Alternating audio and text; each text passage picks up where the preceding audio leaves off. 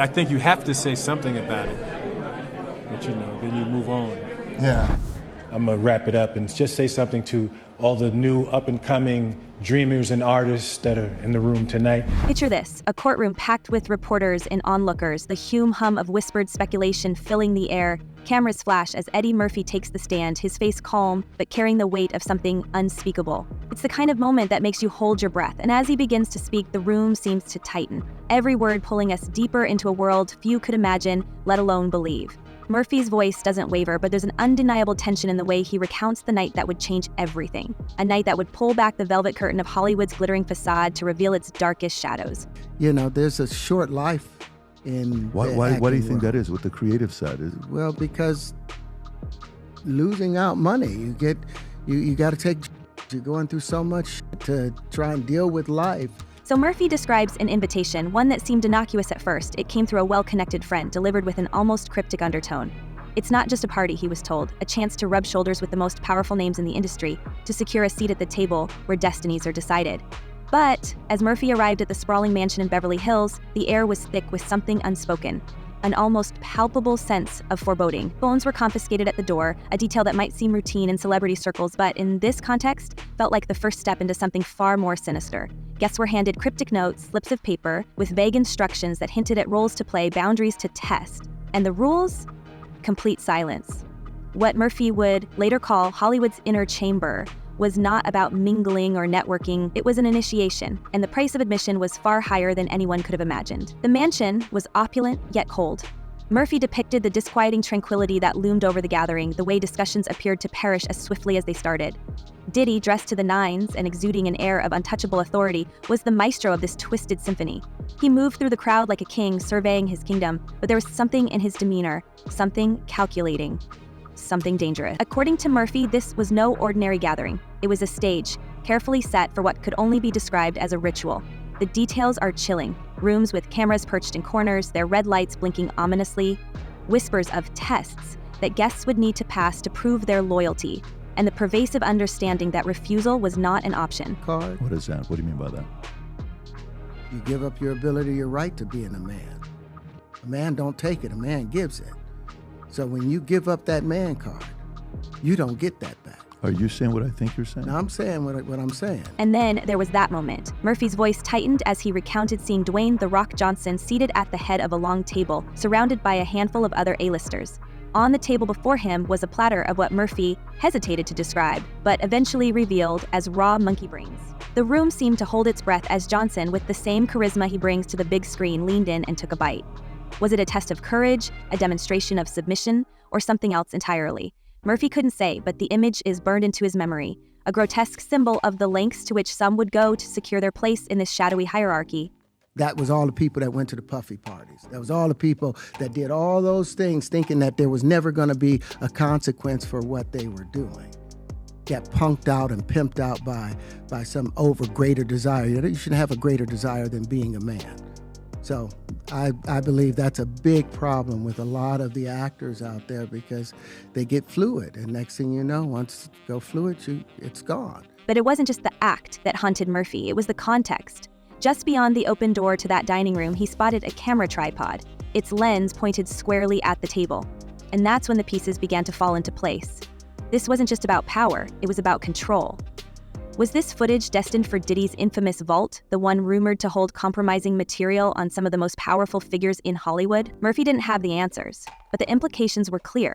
Careers, reputations, lives, everything could be controlled with what was captured on tape, behind those locked doors. How many stars had risen to fame under the weight of that leverage?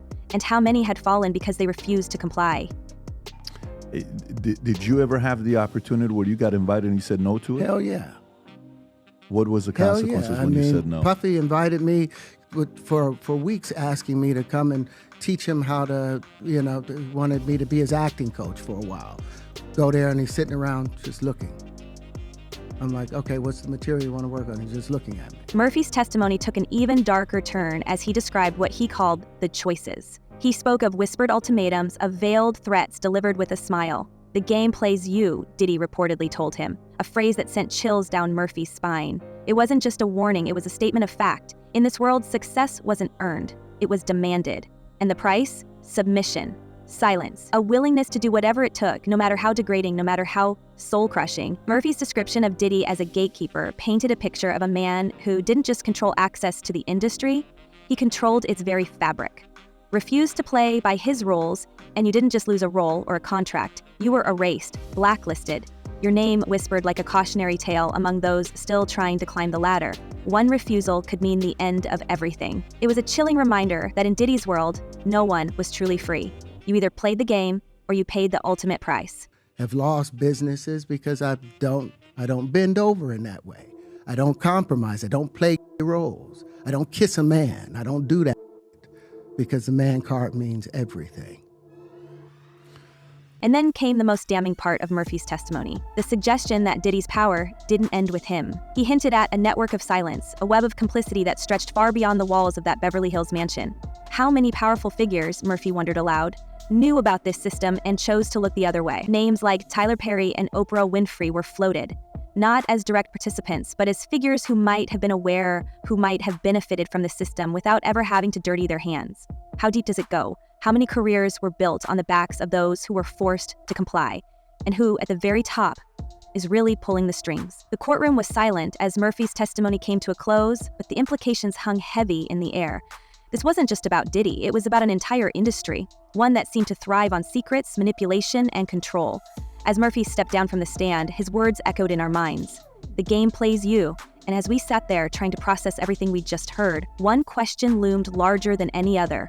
What happens next? Are you done with Hollywood because of this specific I'm reason? still working. I still, I haven't made the money necessary to do all of the other stuff. So I still have to go and do the Chitlin circuit. I still have to do the job that I need to. But eventually, I've done what I set out to do, which was to redefine the universe. I've proven what I've set out to do, and that's why I have all the patents. Whether they evaluate it or not, that's up to them. But if Murphy's testimony revealed cracks in Hollywood's polished veneer, what came next sent shockwaves through the courtroom and far beyond. The so-called network of silence wasn't just a figment of conspiracy theories or whispered rumors. It was a calculated, well-oiled system that allegedly involved some of the industry's most untouchable figures. Tyler Perry's name surfaced in what can only be described as a bombshell twist.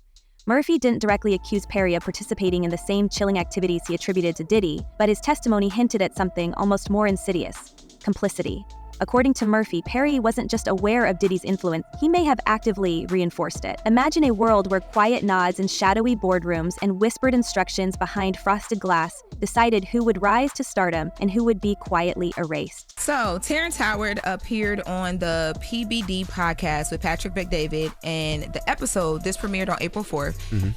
Definitely making the rounds because in this episode, Terrence Howard describes an interaction with Diddy where he says that he believes that Diddy was trying to have sex with him. Let's take a listen. Murphy described it as an unspoken blacklist, a system where one phone call could turn a promising career into a forgotten name. And Perry? He was allegedly one of the gatekeepers, ensuring the blacklist stayed in force. Could this explain why certain stars seemed to vanish overnight, their momentum inexplicably halted? How many of Hollywood's biggest names owe their success not to talent, but to submission? How many others fell because they refused to kneel before the system? It's a chilling thought, one that casts an entirely new light on the glitz and glamour of the entertainment industry. But Diddy's alleged rise to power wasn't without controversy long before these shocking allegations. His criminal history has been a cloud shadowing his career for decades, a constant reminder that his pristine public image may have always been carefully curated. Let's not forget the infamous 1999 nightclub incident in New York City, which nearly derailed his career. That night, a high-profile altercation erupted at Club New York, leaving 3 people injured. Diddy, then known as Puff Daddy, was accused of pulling strings to cover up his involvement in the chaos. While he was eventually acquitted of illegal possession charges, the details surrounding the case were murky at best. It was also during this trial that his then-girlfriend, Jennifer Lopez, reportedly distanced herself from him, another example of how his controversies have entangled everyone around him. The centerpiece of a lot of what happened during direct testimony were freak-offs. And what the prosecution tried to show was that he forced and or coerced her into doing these freak-offs. And we've talked about this earlier this week, that at least my opinion is that in a lot of these, the prosecution just didn't close the loop. It was something The nightclub incident wasn't an isolated event. Over the years, Diddy has been linked to multiple lawsuits alleging violence and intimidation behind the scenes. One particularly notable case involved his former employee, James Sabatino, who claimed Diddy orchestrated a series of physical threats to silence those who worked closely with him. Sabatino alleged that Diddy used his security team as enforcers, ensuring that any dissenting voices were swiftly dealt with. While these claims were largely dismissed in court, they add to a growing narrative of a man who has always wielded power through fear and influence. They saw evidence in the case. They immediately honed in on racketeering and they started saying, why is this racketeering with one guy? And they're charging this one guy. They had a real problem with that. They did not have a problem with the Mann Act. They found him guilty on the Mann Act. And they hung 6 to 6 on racketeering. And then there's the lingering shadow of the notorious B.I.G.'s tragic passing in 1997. While Diddy has never been formally implicated, whispers of his involvement, or at least his knowledge of what happened, have never fully disappeared. Some conspiracy theorists argue that the tension between Diddy and rival label Suge Knight during the height of the East Coast-West Coast feud was far more dangerous than anyone was willing to admit. The unresolved nature of B.I.G.'s case has left many wondering just how much Diddy knew about the events leading up to the fateful night in Los Angeles. Could his silence have been a calculated move to protect himself? Or was he just another pawn in a larger game? Beyond the violence and intimidation, Diddy's financial dealings have also raised eyebrows. In 2018, reports surfaced about questionable practices within his Sean John clothing line, with former employees accusing him of unethical labor practices and unpaid wages. While the claims didn't gain much traction in mainstream media, they paint a picture of a businessman whose empire may have been built on shaky foundations. It's yet another layer to a persona that has always seemed larger than life, a reminder that behind the glamour and the wealth lies a trail of unresolved questions and allegations. So Diddy, after the Cassie lawsuit, gets hit with a bunch of lawsuits, and then ultimately the raids, and perhaps the most damning accusation of all is the way Diddy has allegedly used his wealth and connections to bury these stories. In several instances, lawsuits against him have mysteriously disappeared, settled out of court with airtight non-disclosure agreements. How many people have been paid off to stay silent?